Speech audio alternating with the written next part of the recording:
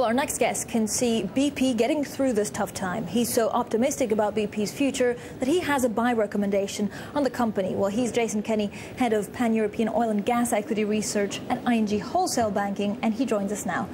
Jason, you're one of the rare few that kept the buying recommendation. What made you actually think that BP can get through this? I think financially, BP is a very sound, cash-generative company, and the rest of its global operations are still ongoing, with a $75 oil price, a $4.90, $5 gas price in the US, generating an awful lot of cash. And ultimately, this is a very difficult situation for them, a catastrophe, but it's sentiment-driven at the minute, the sell-off in the stock, in my view, a lot of irrationality.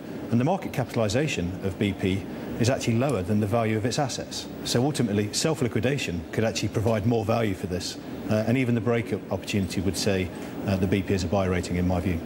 But incurring the wrath of the US president actually unsettles a lot of analysts because you don't know exactly how far. Now, you say if there is a breakup, there's still value. What if it loses a lot of its oil rigging operations elsewhere in the world? We've heard rumors, for example, with Brazil, President Lula there wants to have a look at their offshore business. I think it's correct that every place where BP operates, where any oil company operates, should be reviewed, should have a look at the processes and the safety procedures in place, and the containment for accidents like this. It was very much a one-off incident. It's a very serious incident, but we saw 40,000 wells drilled in the US Gulf of Mexico. This is one that went wrong, of course.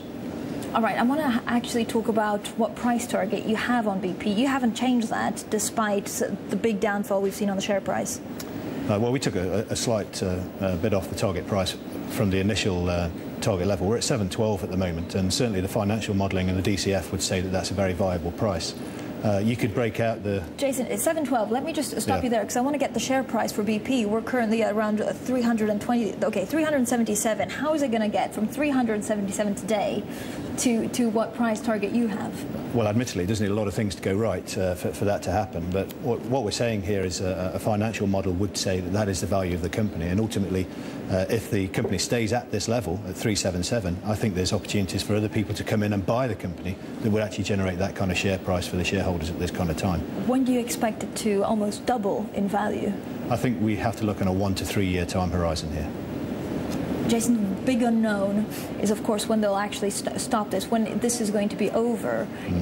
How will that affect what you think of the share price? I think everybody's waiting for that, aren't they, to see the leak stemmed and for the quantification process to begin.